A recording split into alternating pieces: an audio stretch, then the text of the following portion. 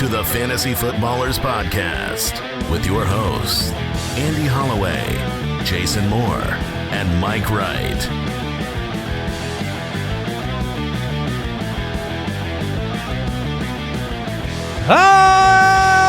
Welcome in.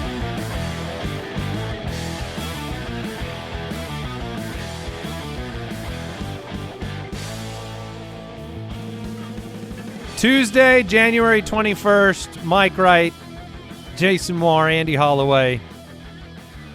The Fantasy Footballers back at you. It was a good weekend of football. I don't know if I'm looking forward to it was a good weekend of football. It was a wild weekend. Lots to talk about. We've got our Truth series going on right now. Part 2 of the quarterbacks. But I can't tell you how much I'm looking forward to Buffalo, Kansas City. Very much. I rewatched the epic.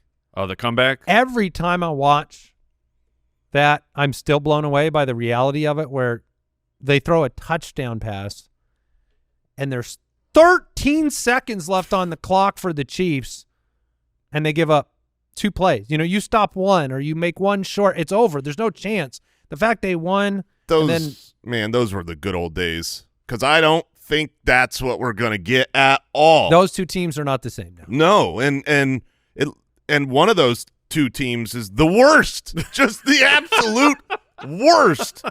I don't full turn. Yeah, I don't want to always go with kind of the mob mentality when it comes to the referees and look, we should appreciate greatness and all this stuff. Like, no, they're really annoying. Like Patrick Mahomes dives. Yeah. He's flop. Oh, it's a flop. Dude. This is the flop at the end where the ref didn't call it. And it was full soccer flop. Shameful. That's like that is shame upon your house and shame upon your name. Get that crap out of here. Yes. We need harsh penalties for flops. Yes, quick through. We got to get this through we can take the New York. New York can look at face masks if they happened, if they didn't. The helmet to helmet, the call on that Mahomes did get, and you're like, oh, I can see what the ref saw with the whiplash of the head, but he was nowhere near it. That and then flopping. Flopping is a 15-yard foul. Flopping should be penalized for sure, so that you don't incentivize doing it. Because in truth, it's a smart play. Like he should do that. Yeah. If I'm a Chiefs fan, I'd be like, why didn't you throw your hands up and fall over? Because draw the penalty. There's nothing to lose. Only 15 yards to gain. Yeah, and a first down. 100%. So I put a poll out this morning because I love greatness. I grew up. I mean, we all did. We grew up die-hard Phoenix Suns fans. Like in Arizona, that was all there was. And our Charles Barkley era, we didn't get a championship. Why? Right. Because of Michael Jordan. Mm-hmm. Michael Jordan stopped us from having enjoyment in life. Dude, I loved Michael Jordan. Everyone loved Michael. You didn't get tired of watching Jordan. You were like, that's greatness. I want that. I wasn't tired of watching Mahomes win championships when it was fun and when they were an entertaining team that didn't seem like this boring, plotting, villainistic, that's new type of team. So I put a poll out this morning. I said, in the year 2025, how do you feel about the Kansas City Chiefs? 3 options. I'm a Chiefs fan. Mm-hmm. I still like the Chiefs. I can't stand the Chiefs. And 76% are on the I can't stand the Chiefs. I mean, there's always going to be a vote for jealousy, right? When another team is doing well. But this is, Chiefs fans got to get it, Mahomes right? doesn't. I think they do. Mahomes doesn't control the late hit call.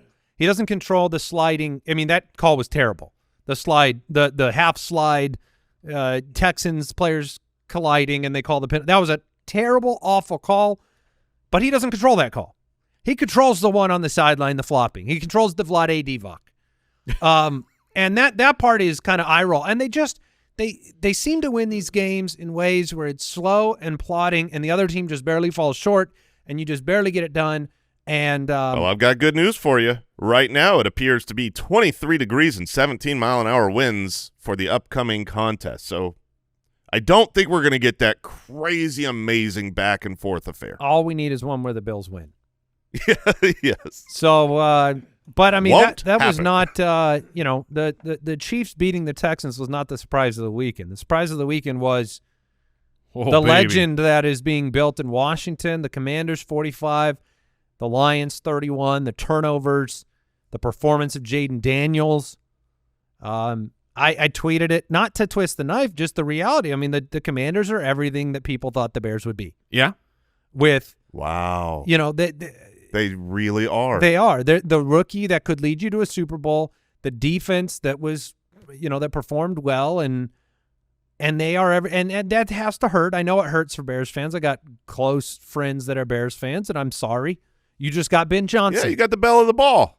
And hopefully that, I mean, you did everything you could do this offseason now, getting Ben Johnson to give yourself a shot. But there's just this quick finality with the playoffs. It is just hard. It's just like 15-2. Yeah. The line, and it's just over. The It's whole just done. season. The whole season. And now no offensive and defensive coordinators. They'll both be gone. Yeah, they're about to get they're about to lose everybody. And when, like, how is no one else at the quarterback position doing this VR thing? That it keeps coming up of, like, right at the beginning, Jaden Daniels, we put him on this VR regiment, which Yeah, he runs just- reps at 1.75 speed. like it is brilliant. Like, the hardest part about being the quarterback is getting actual live reps, because even when you're in training camp and you're going against your team, like, they're not like they're instructed, don't touch the quarterback. They're, you know, like, there's things that are not, it's not full game speed. No matter how much you want to compete against your own teammates, it will never be the ferocity of which another team could do. So finding another way to just see defenses react, try and make the right call, it's amazing. I'm sure there's other quarterbacks and teams using this. I think it comes down to just people can't explain what he's doing. Yeah. And it comes from hard work, whether he's doing the VR or showing up early, whatever the case may be. He's been working his butt off, and he is so unflappable. 45 points against the Lions, regardless of the defensive injuries.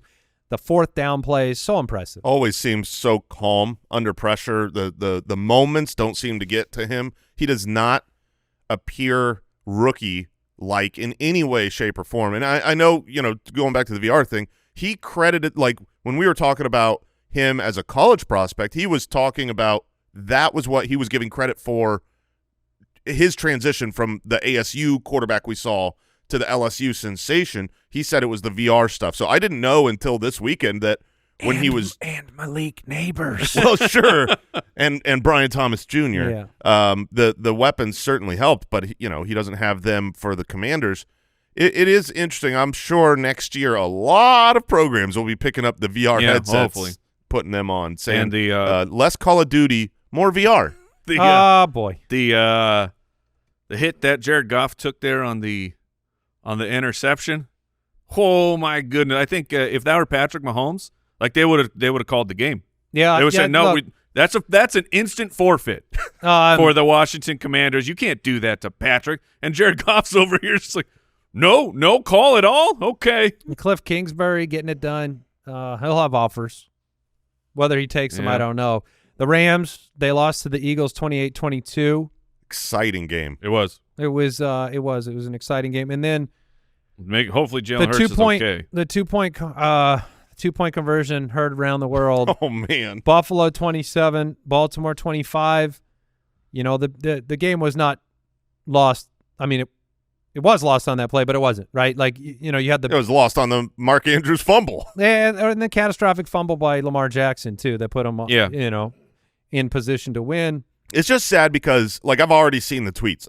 You know, you knew they were coming. It's so predictable that, like, oh, Lamar can't win in the playoffs. It's like Lamar. That was not. I know Lamar had the fumble, but Lamar was played there. great. He was. You know, they could win the game if Mark Andrews catches the 2-point conversion that was in his hands. He did play great. He missed throws. He didn't have the weapons in the wide receiver room that he needed. Like, You know, you look at what I think John Gruden came out and talked about the fact that, like, Mark Andrews was put in a position where he has to be everything for these drives. That final drive was, Zay Flowers missed the game, and then that final drive, Bateman was out, right? Yeah, and you have, like, why should your tight ends have to run clear out routes? Like, you're going to be exhausted at that position of the game. You need more players. Look, Lamar could have played better. Lamar missed Derrick Henry down the left sideline. That would have been a guaranteed touchdown early in the game. You know, it's always a play or two. It's not generally like catastrophic failure. And 3 turnovers to 0, yeah, you lost. Same with Detroit. The turnovers, 5 turnovers were huge this week. If you look at the losing teams, all 4 losing teams outgained the winning teams in total yardage. The Texans, the Lions, the Rams, and the Ravens all had more production in yardage but lost the game. Yep. All right, let's talk some more news. News and notes from around the league, presented by USAA Insurance. Well, the Bears did hire Ben Johnson as their new head coach. Okay. Best you could do. It was a mad dash to see who could get Ben Johnson. Jacksonville wanted him bad. The Raiders wanted him bad. Cowboys were like, nah, we're good, man. Yeah, Well, Cowboys, they got their eyes on somebody. Yeah. So we hear. yeah, Brian Schottenheimer. The Bears. They can't possibly Oh, do they that. they can No, they absolutely. can't. If there's anyone that can do it, it's Jerry. Ben Johnson goes to Chicago. He is prepared to bring in Jason's favorite head coach of all time, Dennis Allen, as their defensive coordinator. That's He's fine. fine as That's defensive fine. coordinator. And the Colts hired Lou Anarumo as their DC, longtime Bengal DC, who had a great run, had a Super Bowl run with a good defense there. Falcons hired former interim head coach with the most manicured gray beard of all time. That is a Jeff very, Ulbrich. It is a very fancy gray beard.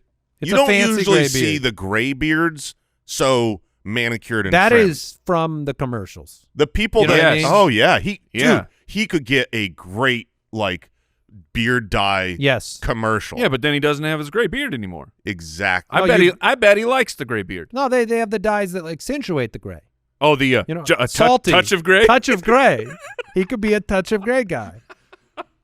D'Amico Ryan says it's too early to put a timeline on whether Tank Dell can even play in 2025. Oh, brutal. It's brutal. You know, I want to give a lot of credit to Houston. Going into Arrowhead, they were actually in a position to compete. They moved to football, and it was a couple plays, and what else is new for the and they Chiefs? didn't have Diggs, they didn't have Tank Dell.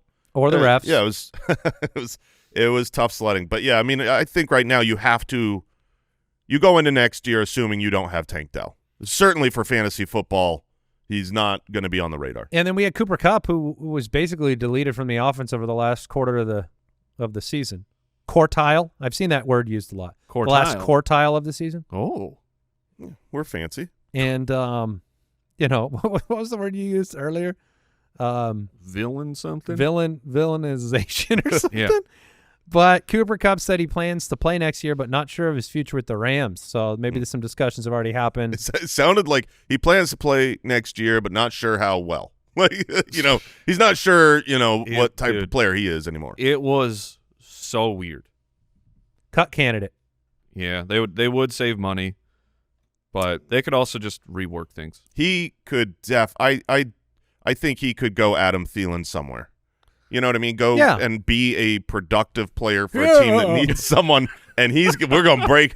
Sorry, Coop. We love you. He would big be, Cooper Kupp fan, but we got touch of gray? Touch of gray for Cooper? He will be 32 jokes to next be made, year. Yeah. Welcome to the club. Yes. That was today's News and Notes presented by USAA Insurance. Learn more at usaa.com/insurance. Let's jump back into the truth. You want answers? I think I'm entitled. You want answers? I want the truth. You can't handle the truth. Okay. Look, we've had the truth graphic there for a long, long time. Right. But I saw something for the first time. And look, if you're listening, you didn't see it. But if you're on YouTube, you saw the graphic introducing the segment. Okay. I saw something for the first time that made that graphic even more egregious. Did it have to do with your hair? Yes. That's Okay. the first time I've ever seen it too. So the first clip of Yes! me. So for those listening at home, and I'll hit it. I didn't see it. I'm going to hit it again, and you will watch. That's amazing. So for those watching at home, there's 2 scenes of me wearing a judge's wig. Okay? Okay. So before I reveal the problem, I want you to watch again with close Oh, gosh. eyes, Jason. No, I See if feel you like can you'll notice. see it. You'll see if see you it. can notice the problem. You want answers? I think I'm entitled. You want answers? Oh. I want the truth. You can't handle So the did truth. you? Oh, yeah. Oh, yeah. There is no effort? effort No. needed to well, see. here's the thing. In one of the scenes, you're wearing the wig. Yes, like a person would wear a wig. The other one, you're wearing it like a hat. A wig hat. I cover. I mean, Our that's not even graphics- true. That's not even true, Mike. Our graphics guy put so little Oh, effort into man. that they just put a wig Oh. over my hair, but like half my hair half is your showing. hair was showing. Like it's a Photoshop thing. You Oh just my You just gosh. move it down, you like just move the hair. Brian is dying push right the now. down arrow. Hold shift, push down like 3 times, and you're good. That This is not I can't believe hard. we all saw that for the first time. This is going many years Wow. of. Well, enjoy that, Foot Clan. Well, we're into the truth, part 2, our last episode. If you missed it, go back, listen. It was the truth of the top 10 quarterbacks. Today we're in part 2. We are looking at the next tier, and there will be a lot of debate on today's show about the future of some of these guys because, what was the truth about their potential? We'll talk about it. 45 different quarterbacks this year finished as a top 12 quarterback. So had at least one top 12 quarterback week, a quarterback 1 week. Right in line with what we're used to seeing. 46 last year, 45 the year before, 49 the year before this. We bring this stat up every single season in the draft time when you're talking about quarterback strategy for the streaming option for the late round quarterback people out there. And in here, there are options from the waivers that you will never think of.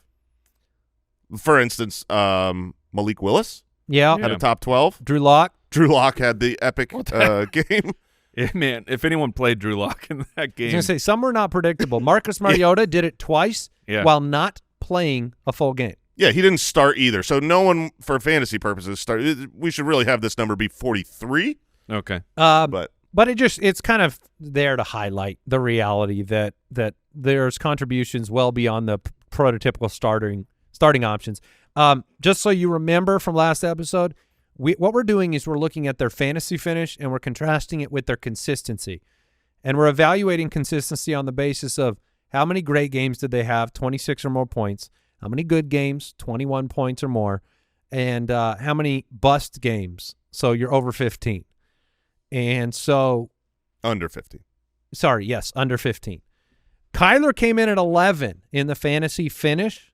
He was drafted as the quarterback 8. He is one of the Mount Rushmore of busts to me this year because of you took him in a spot where he needed to be your guy, and he wasn't quite bad enough to let you pivot off when you should have, and not quite good enough to win you games. Now, Outright busts are easier to deal with. If you got Travis Etienne, you moved on. Yes. You weren't spending every single week thinking, oh, I got to find a way. I think I should start Travis Etienne this week. You just went, well, that sucks. You lit the pick on fire, and you found someone else to try to get you fantasy points. Kyler, the whole season. I mean, the thing is 44% of his games were busts. that is awful, and he was so much worse in the second half because the first half of the season, his consistency score was number 5. So he really was like the drug you shouldn't have. It's like, ooh, you like this. This feels good. You've got something nice here. Boom, you're addicted. Now you're on the streets. That was Kyler. Yeah, Kyler had a people on the streets. I mean, Yeah, I mean, homeless. Wow. This was a situation where you ended up in a meth house if you kept with Kyler Murray all season long. we're getting to the point now where Kyler he'll give you a Jay Cutler game, right? He'll give you the big performance from time to time. But we're at the point now where we're running out of excuses for Kyler. Oh, all he needs is a top-tier wide receiver option. So let's draft Marvin Harrison that you can't turn into one. Trey McBride, best tight end in football maybe. That's not enough. You can't throw for 4,000 yards. You can't 21 touchdowns. Didn't run the football when he needed to. You talk about what Jaden Daniels does well. He picks his spots to run, and he always picks the right spot, it seems like. Only 13% great games. That's a departure from the Kyler Murray we've seen before. 38% good, 44% bust. Him as a running quarterback, over 500 yards rushing, you're always going to have the ceiling possibility, but that is part of the drug, right? Yeah. It's like, I just need a little bit. You think you've got a floor. Usually with mobile rushing quarterbacks, it's like, well, we know he's going to get 30, 40, 50 yards a game, so you're starting with a 3, 4, 5-point baseline in fantasy points scored. But the issue with Kyler this year was sometimes he just didn't run. And that was the success or failure for fantasy purposes. In games where he had 20 or more rushing yards, he averaged 21 fantasy points per game. Yay, great. But then in games where he had fewer than 20 rushing yards, it was 12.5 fantasy points. So there were so many times as a Cardinal fan that I'm watching these games, I'm like, why aren't you running there? Scramble. You have a superpower. You literally are so much faster than everyone on the field, and he just chooses to not exploit it. It's like when when Superman is Clark Kent, and he's like, Clark Kent can't be in this sport. Right? I can't. My dad's going into the tornado. I can't do it because of the glasses. Yeah, because it's Clark Kent. People will know. I think Jason made the point on Kyler that should be seen. What the truth is he never became a better passer this year. His good games were when he ran. It wasn't like sometimes you got a great passing game. Do you know he had 12 games with 2 or fewer touchdowns, and most of those were 0 or 1? He had a 3-touchdown game early in the year, and then he had week 18 when no one cared, and he threw 4 touchdowns. Otherwise, you literally didn't get anything in the passing game that you expected from him. 21 touchdowns. It's a really, really disappointing year. Very, very disappointing, and possibly even more disappointing is that next year I have to leave the margin that things get better, because I believe that Marvin Harrison gets better. Yeah, I would agree really, with that. really do. And it's like, well, part of that will be his connection with Kyler and Kyler getting more done in the passing game. And this is not me saying in January, like, I am so in on Kyler Murray. I hate that it has to even be an option, because I want to be out. I agree. I want to be out, but he'll be in the double-digit round. He'll be around. He'll manage to pull us back in. And If he's a ninth-round pick, he's one of those mobile quarterbacks that falls towards the double-digit rounds. You highlight and target those guys. That's why, Jaden Daniels was my guy for Andy, because he was like the last drafted quarterback that scrambles, and you have that really upside. good about that now. Yeah. No, that worked out pretty well. Yeah. But this is the truth series. You're also going to go into next year seeing, hey, Kyler was a top 10 quarterback this year in fantasy. He finished as the quarterback 10. I mean, that was not the experience, and so I think you gotta pump the brakes and be cautious next year when drafting him. Yeah, I think that's his story. So we'll take a quick break and we'll jump back into some more names.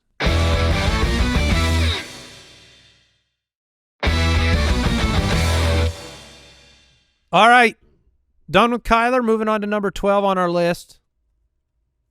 Brock Purdy. Consistency rank was higher than his fantasy finish. He was 8th in consistency, 7th in the first half, 12th in the second half. I feel like Brock Purdy did the best he could do this year. I am in complete agreement. No Brandon Ayuk, no Christian McCaffrey for almost all year. And you know what I'm going to say? No Debo. Yep. Yeah. Not really. 47% good, 40% bust. He will always be fringe. Ran for 323 yards. That's nice. 5 touchdowns on the ground. But all the injuries to the offensive line, even left tackle, right? You talk about protecting Brock Purdy. I think he did the most with what he had in a absolute trash season for the 49ers.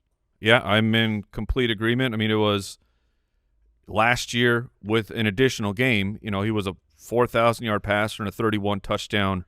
That's what he put up on the season. It was a 7% touchdown percentage for percent of his attempts that turned into a touchdown.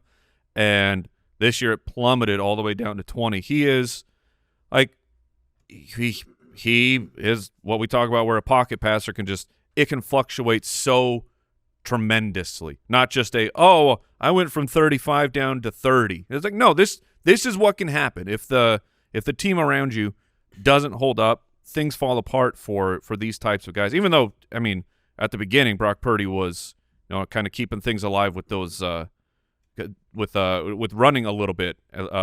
So next year, once we get everybody in, seeing what the team looks like, Brock Purdy he'll be a break glass. I mean, he's not someone I'm going to draft, but perfect quarterback too. That's what I was going to bring up. I think in Superflex leagues, Brock Purdy's a name that I will be much more excited about because he is pretty consistent. He was the consistency rank of number 8. So that's great if you're drafting him as your second quarterback. The issue with Brock Purdy, and I think you will always have this issue, is the lack of great games. He only had 2 games that qualified as great this season. He's not going to win you a championship. So if you're in a single quarterback league, he's not taking you to, beyond the playoffs to win championships. It's just not his style because this is a run-first team. If they're doing great, they're going to have rushing touchdowns. You do wonder, the offseason is going to be a commitment of money to Brock Purdy. Yeah. It's also the last small window for Christian McCaffrey in the NFL. So you do wonder if some of the identity of this offense could change over time. They gave Brandon Ayuk that money. He'll be back. So that would be something to watch. Justin Herbert came in at 13. Justin Herbert never had a great game. No games of over 26 points.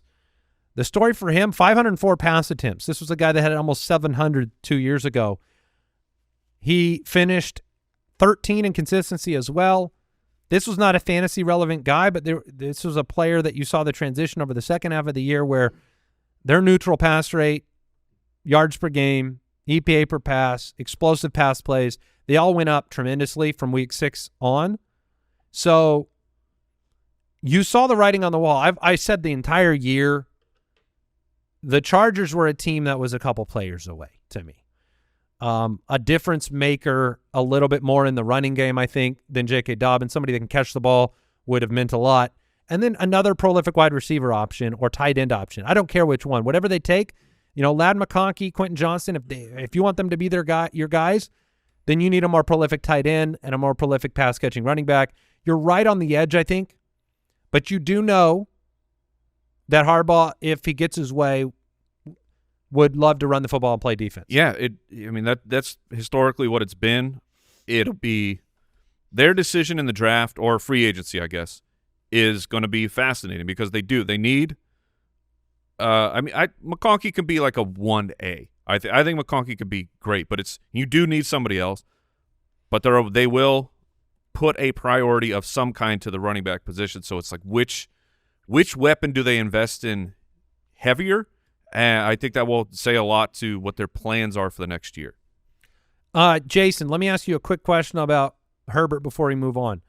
Will Justin Herbert be a fantasy-relevant quarterback over the next 5 years? Yeah, I really do think he will be. Harbaugh wants to play defense and run the ball, but he was a quarterback, and he sees what he has in Justin Herbert as – you just watch how he talks about Justin Herbert. Find yourself someone who loves you the way that he loves Justin Herbert.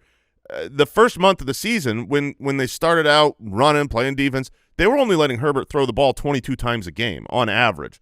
From that point forward, they had their bye week, and you saw 31 pass attempts a game the rest of the season, to a lot of success. I think they'll end up with a better weapon or two. I expect them to really try to get a tight end. Maybe Tyler Warren, the rookie, I think he'll be associated with this team. Will Dissly is fun. We love playing the drop.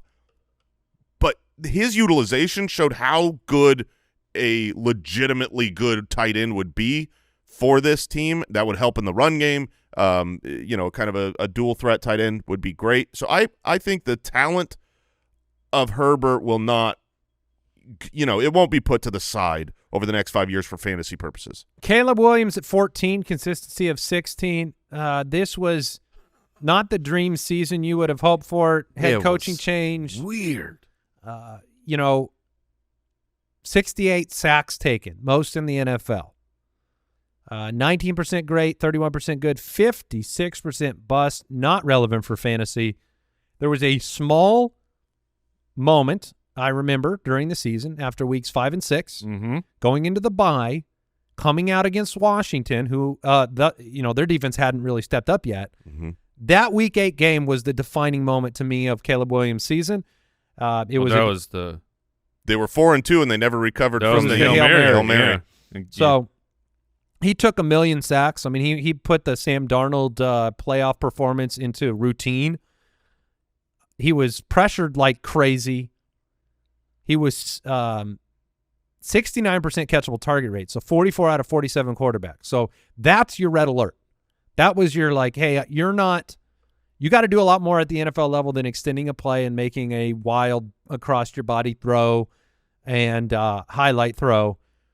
It was the normal plays, the normal NFL plays were not there for Caleb Williams. No sustained drives. He showed flashes of why he was drafted number 1. I saw enough to believe that he will get better. I think bringing in Ben Johnson as the head coach is fantastic news for hopefully being able to develop Caleb Williams and give him a system where, hey, let's learn how to take the easy stuff, the on-time stuff. Let's work on you being on time. Hit that leg, hit that third, that fifth step drop. Hit your leg. Bite unload. Your knee. Use the slot receiver more. I think that this will be really good for Caleb Williams' progress going forward. But rookie year was overall a disaster. The few games he had that were good were against, Carolina, Jacksonville, Indy. The end of the year, a couple games against Detroit when they lost all their defensive players. For the most part, when he played top half defenses, he was abysmal. What are your odds with Ben Johnson and all the history in Chicago of quarterback struggles? Only 3,500 yards, didn't break that 4,000 mark this year. What do you put the odds of it working with Ben Johnson and Caleb Williams? Because on one hand, you could have that perfect, coach, offensive mind, play calling. It could all work out.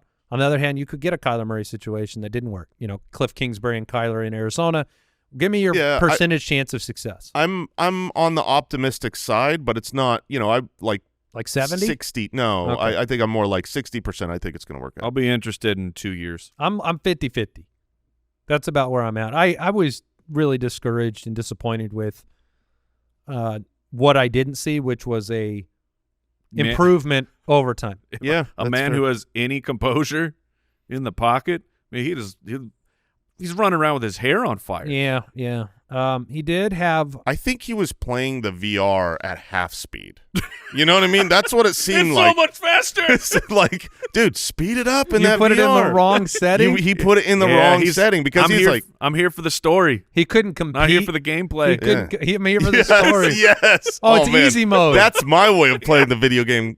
Caleb, you need to make it challenging. And then Kyler's got the headset on, but it is Call of Duty in there. It's virtual reality Call of Duty. I saw you totally working on things, Coach. Don't worry about it. Did you guys Killtacular? I assume. Does Call of Duty have a Killtacular? I have no idea. We'll just go with it. Well, I assume that both of you saw before Ben Johnson was hired the troll by those 2 teenagers. Yes. Did you get to see this? No, I did not. So 2 teenagers got his number. And they texted him, "Hey, it's me, Ben Johnson. I'm your new head." Caleb Williams' number? Yeah. Okay. Texted Caleb Williams and said, "Hey, it's me, Ben Johnson. I'm your new head coach. Really excited to work with you." And then so he put that number in, and then they FaceTimed him, and it's all on video. And then That's awesome. The kids are like, "Hey, man, it's me, Ben Johnson." And then they're like, they shrink and they go, "I'm really sorry for this, man. See you later." Oh man. It was. That's how you do impressions. You just got to say your name. It's me, Ben Johnson, everybody. It's me, David Gettleman. Well, that's more like, it's me. Number 15. Dave. Number 15, Geno Smith. 22 in consistency tells you everything you need to know about him as a fantasy quarterback, which was that's not good. 16. We almost took him out of here. We took a couple of quarterbacks out to talk about. We're not going to talk about Aaron Rodgers not even today. worth it? Yeah, it's just not How worth was he it. only 16 over the first half? Because it was a rough year for Geno Smith. Oh, I get that. He had but 21 passing touchdowns, and 4 of them came 6 of the first 9 weeks, he was a top 10, top 12 guy. Sorry. I don't know. That's wild to me. Like I said, I mean, 17 touchdowns going into week 18. So some of those weeks, if you remember how the season got started, because we don't do this based on quarterback rank, we do it based on score. So like the first 2 weeks were great for him. You know, he was the quarterback 7, quarterback 5, and that was maybe okay for fantasy. But as far as his performance, he didn't get 18 points in either of those weeks. It wasn't a really good fantasy performance. It just kind of the league stunk to start the weeks. He set a career high in completion percentage. He's 34 years old. I am of the more pessimistic side of what Geno Smith brings to the table. I think he's very capped. I think I will not be enthusiastic about their passing situation with DK Metcalf in particular. Obviously, you saw JSN get it done.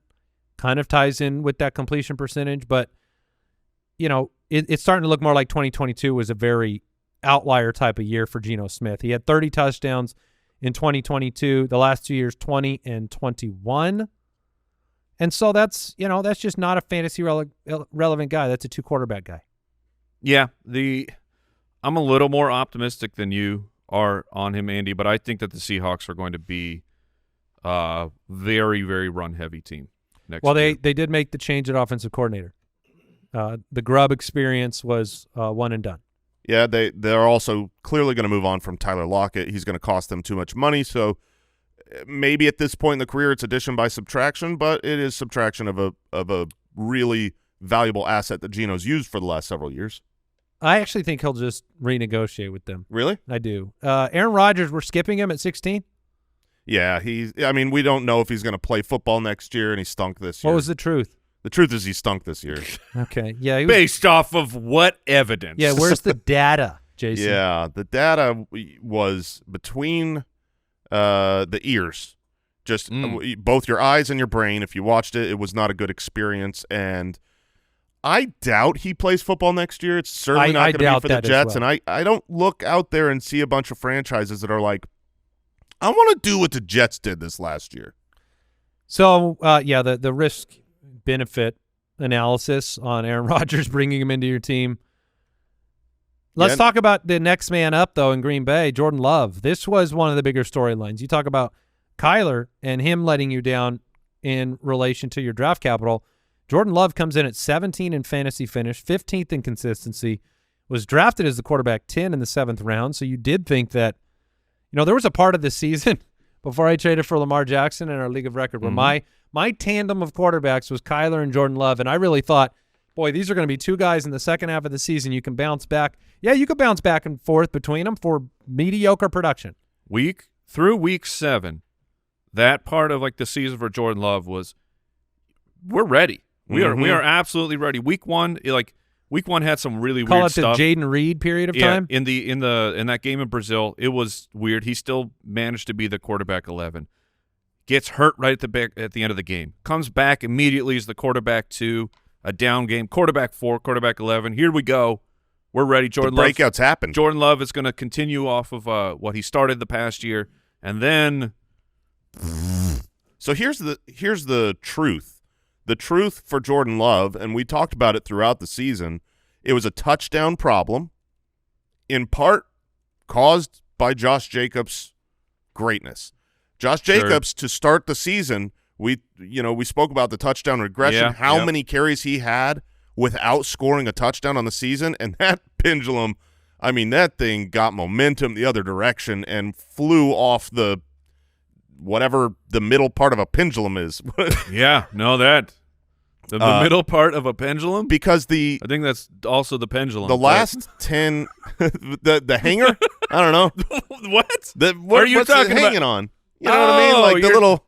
You're talking about where it's attached. You're the attachment. You're saying there's so much weight on one side that it just popped the other side off, or what? I'm saying this thing, it was propelled and it flew off because Josh Jacobs scored. Your pendulums. 2 or 3 touchdowns. It seems like every single week. The last 10 games, Jordan Love, who last season and to start this season, his touchdown percentage was really, really good.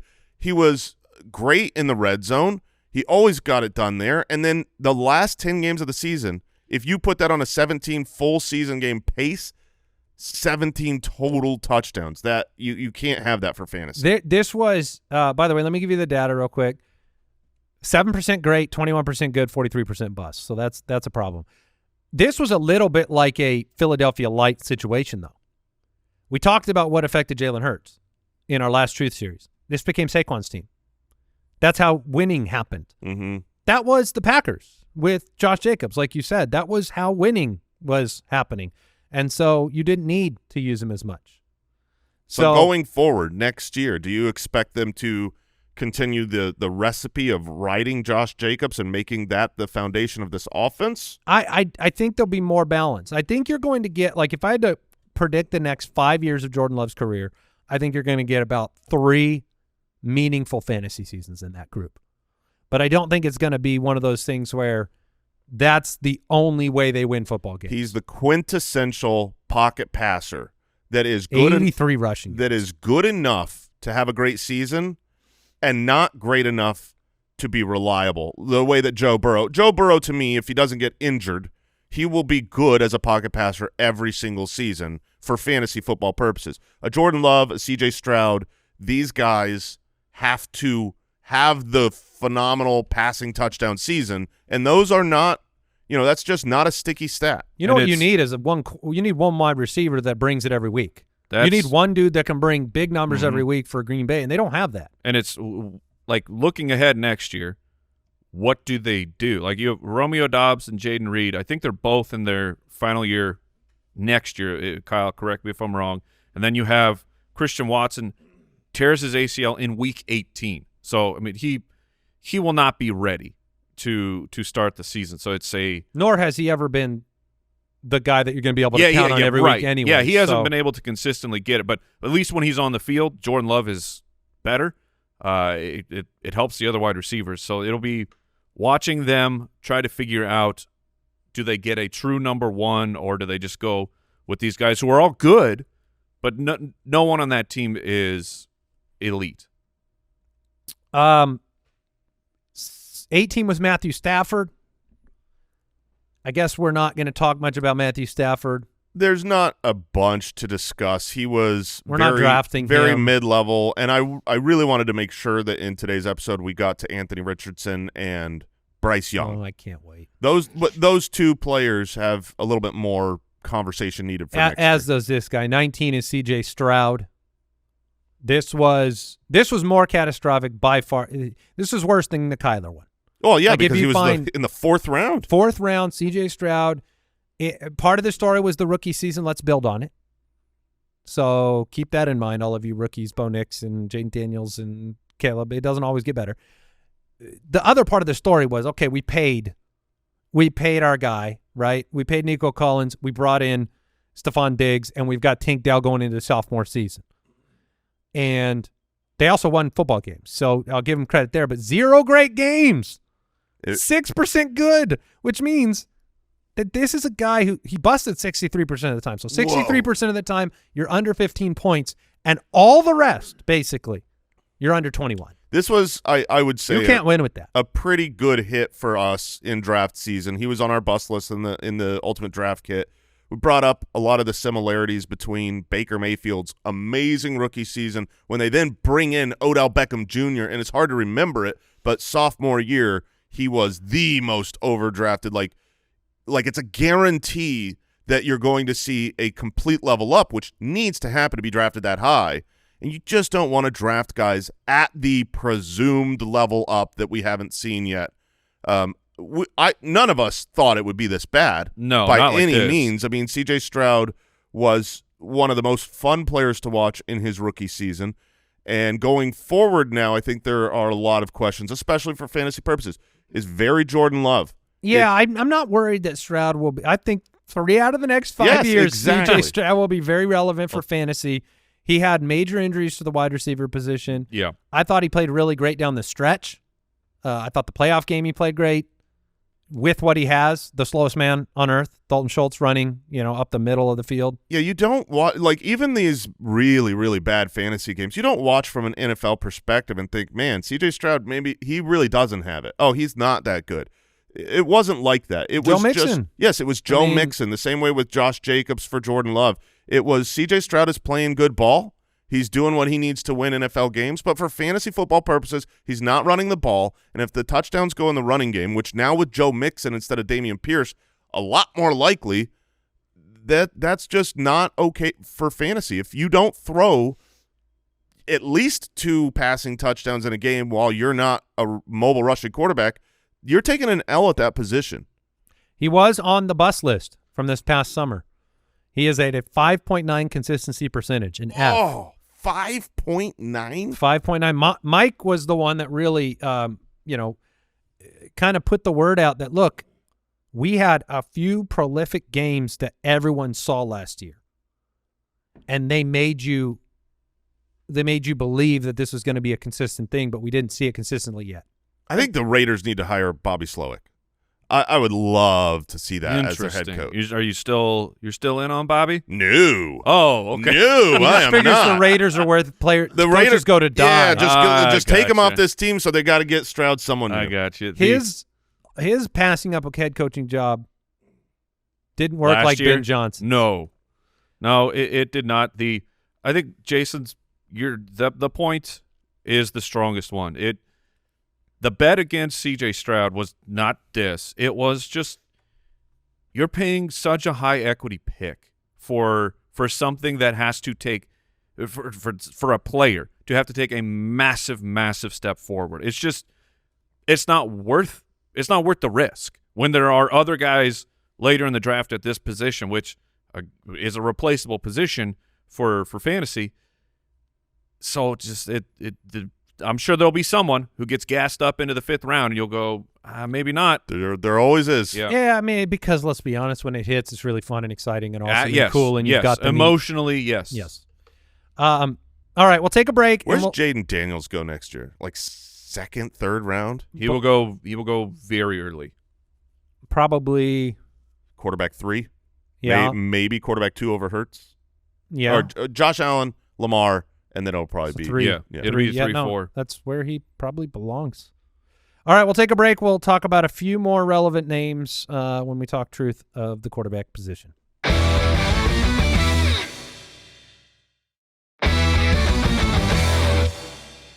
All right, I want to breeze through. We got 3 more names that I want to talk about. Tua. We know what the season was, the concussion, the threat to his career. He was not a great fantasy quarterback once he returned. The way the offense functioned, downfield passing versus short area, Geno Smith. It's what is the future? What is the future of the Miami Dolphins? Where, like, is this the offense going forward? Where Tyreek Hill is still faster than everybody, but you can't come through with good fantasy performances because this is how the offense is running. It's running short stuff. It's running on dump offs to Achane and Geno Smith. Is that's what we get moving forward? Because that's a big bummer if that's what's going to be the case. I think that is going to be what the case is. It's like I don't when know the Chiefs how much just deleted everybody for us. Yeah, I don't know how much I want to give credence to the narrative of the concussion worries. Get the ball out quick. Don't let plays develop down the field that can put Tua at more risk. It still worked. They won games down the stretch where they were really close. They started so poorly, especially with Tua's injury, lost a lot of games. They dug themselves a hole that wasn't really their fault, and they did get close to the playoffs. So you can't really argue it didn't work. And even from a fantasy perspective, the second half he was the consistency rank of the quarterback 14, not winning you championships by any means, but so much better than what we saw earlier in the season. I would imagine it's more of the same, especially since they decided to keep McDonald's at head coach. I would He's McDonald's now? Yeah, he's always been McDonald's. You don't know, do you? No. Yeah, no. Yeah, he's been McDonald's. No, he's not been McDonald's. That's Seattle. No. He's McDaniels. No. Check the tape. McDonald's. I don't Kyle. You're but the that's not his name. footballer's historian. Yeah. That's no, not I know, but where it started, I'm pretty confident that McDonald's was Mike McDaniel. I'm pretty we'll find sure out. All right, Kyle, you're dumb. Well, I know that. Drake May's 21, Cousins 22. Let's go to Anthony Richardson, the 5th-round pick who finished at 23. He had a consistency rank of 14, 27th in the first half, technically 5th in the second half, but did not play a lot of games. 18% great, 36% good, 64% busts. Okay. Good, I don't know. I don't know. Do you want to? Everything will be completely up to ADP with Anthony Richardson. If Anthony Richardson is left for the scraps of the waiver wire, and he's a double-digit guy, sure. You want to play a game? Oh, let's do it. I want to play a game. Anthony Richardson Versus who? We're going. Well, it's not a versus. The game can be different. You know what I mean? It's just a game. Okay. Okay. Out of 43 qualifying quarterbacks, Okay. what rank was he in? ADOT, average depth of target. Oh. I mean, he So there's would 43 letting it fly. 43 relevant quarterbacks, 43 qualifying quarterbacks with 150 pass attempts. So 43 guys. Checkdowns and bombs. I'm gonna say he's 10th. Mike? Yeah, I was gonna guess top 10 area. So You guys are way off. He's number 1. Oh, okay. Yeah. All right. All right. Number Phew. 1 in average depth of target. Deep throw rate, Well, that's Very gotta high. be high. number 1 Okay. Yeah. out of 43. Passer rating. On deep throws or just in Nope, general? just passer rating. Who? 43. I'm gonna go. I'll go 42. 43 All right. Dang out it. of 43. Completion percentage. Something I brought up a lot during our live show. We'll go 43. Oh, we got 43 Oh, out man. of 43. What about adjusted completion percentage, though? Let's adjust that for drops. For and drops. things. Oh, Yeah. okay. Well, then 42. that's 43. 42. 43. Oh, come on. I'm crushing this. Off You just got to go number 1 and 43, Mike. off target rate. 43. Oh, 43. Yeah. Oh, Yeah, that's- see? And, This is an easy This game. is not a game. Don't This is- worry, there's one more. Yeah, this is just piling on. Check down rate. I don't think he checked down a lot. He had screens, but That he is didn't correct. check down. 43rd in Okay. check down Yeah. rate. Yeah. So that was a Ricky Bobby style. If you ain't first, you're last. Well, Yeah, that's it is. look at his second half, right? We talk about the consistency score in the second half. He was number 5. That's because in those games that he did play, and he exited some of those, he had 28 points, 20 points, 21 points in 3 of the 5. The others, though, 13.9 and 13. It's really you can get big game-winning performances with him. Here's the future of Anthony Richardson. That's going to happen. He's either going to be a starting quarterback, and if he is, he will be relevant for fantasy football from time to time, if not all the time.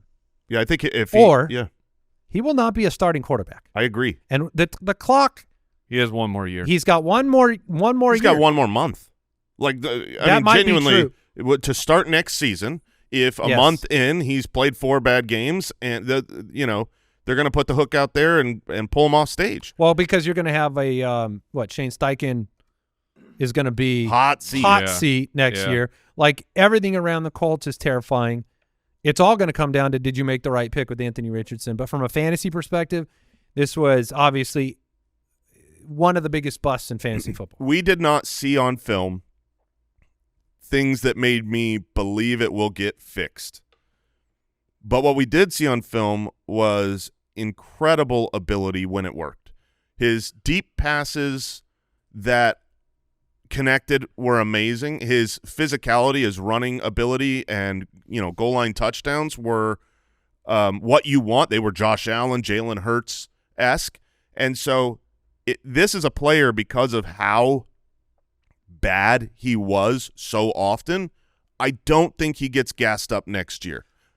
Well, look, one of the storylines in the offseason that I was concerned about was injury. He missed 2 games this year with a hip and oblique injury. He missed 2 more weeks with a back injury. He missed a play with tired. Oh gosh, that was so bad. That was the worst thing That I've ever was seen. so bad. Why did Look, you come off the field? Were you hurt? Oh, no, know, I was just tired. he You're did- the quarterback, He made plays, but you expect players to be able to make some plays. I would say he made about a play 47% of the time. That's the problem. You don't You cannot be a fantasy relevant quarterback, and I broke all the data down when we did the bust episode. You can't do it at 47% passing. It has never been done. It's not possible. You almost have to be at 60% or above. That is a huge gap. He levels up or he flames out. You're right, Andy. He's not going to be the quarterback for 17 games next year unless this way. He is good. So I will be drafting him next year. I'm saying in the double-digit rounds as my second quarterback, why not? Just to see what happens in week 1 or 2. Same as Kyler, same as Love. I mean, see what happens. The hope for him has always been, and the reason he was drafted so high is really Josh Allen and the transition that he was able to make as a quarterback that had a 50%-ish completion percentage for a year and a half. And then they got Stephon Diggs. He leveled up. He became a good, more consistent thrower. If you watch the first year or two of Josh Allen, you got head-scratching throws that were just like, man, Josh Allen was fixed with mechanics. Yes. If you go back and you really look at the way he threw the football, you listen to him talk about it, it was one specific trainer changing one specific movement in the way that he threw the football. Well, let's get his phone number. Okay. This sounds very easy. Now that we know, let's just ask who that guy. That guy and get like that guy. 5 VR headsets. 5 to 10. You better VR all the time. Burn them out. Last name I want to talk about because I know Jason wants to talk about it. So Bryce Young, who came in as the 25th ranked quarterback, 18th in consistency, 29th in the first half, lost his job. Second half, 14th, showed some flashes. It was interesting to see at the end of the year. I don't know if Dave Canales figured something out. I don't know if it was a softer schedule. I don't know if the game slowed down for real for Bryce Young. I think it did. But it gives you some hope. When we're talking fantasy, it's not always about will you start Bryce Young next year. It's about can you start his wide receivers? Can you start a running back because they're going to be in the red zone? Or is this offense as inept as it was for a year and a half?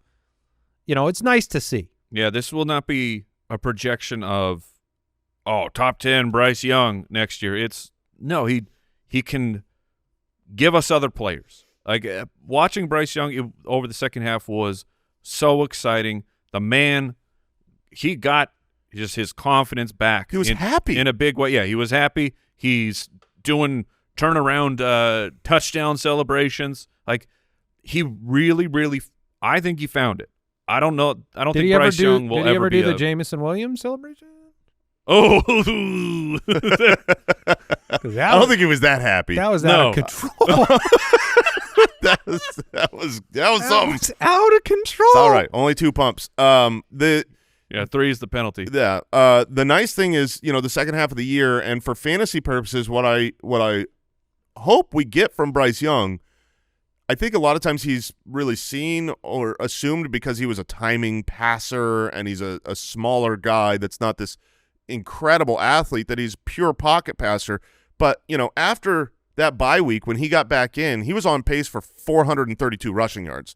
That is that's a dual threat. That's kind of the numbers we're talking about with Bo Nix, where you have games where he's rushing for 30 to 50 yards. It's not every game, but at least it can provide you a way forward. They're going to add another wide receiver here, right? They tried to get Deontay Johnson to fix the problem. Yeah, they didn't have – Legette's the only one under contract past 2025. So definitely, to me, he played – the comp to me in the second half of the year, he played more like Baker Mayfield. Yeah. He was eyes downfield, a lot of escapability, making stuff happen. I think he'll be a very good quarterback 2 to draft in fantasy. When we're looking at these guys who are going to be drafted, either not drafted in single quarterbacks, or if you're in a super flex league and they're drafted, 13 through 32, he'll probably be a better value than the guys around him. The truth about Bryce Young is that he will be an NFL quarterback, I think, for a little while, which didn't seem like was going to be the case when Andy Dalton took over for him. It is really nice to be drafted with the number 1 pick, because I think if he was a second round, if he was a Will Levis, he never would have gotten the opportunity again. Certainly, yeah, the leash is longer. So we'll get into the truth of the running back position on Thursday. Saquon is breaking it. You looked at me like you had stared at these. Dude, He's not number one. I mean, I'm going to auto make him number one because according to our metrics, break the data. What is happening with you in the data, man? Well, we don't have a historical comp for like games over 30 points. Like he's not getting enough credit for the incredible games, which he had. How about you? We'll give that we'll get that next. We'll give that context next episode. All right, couple reminders here at the end. You can go to shopballers.com. Check out the Foot Clan title swag if you won a championship this last week. One of the ways that you can help this show, if you have a few free moments, click that follow button. This off season, we're here. We'll be producing content for you, and throughout the playoffs and into the off season and free agency and the draft and training camp and everything. So if you're listening on Spotify, click follow. If you're listening on Apple Podcasts, click follow. If you have a free moment, leave us a 5-star review. We would really appreciate that if we've brought you some value over the course of the year. That'll do it for today. But like I said, we'll be back on Thursday. And if you want an extra episode every week, you can become a member of the Foot Clan. Jointhefoot.com. Goodbye.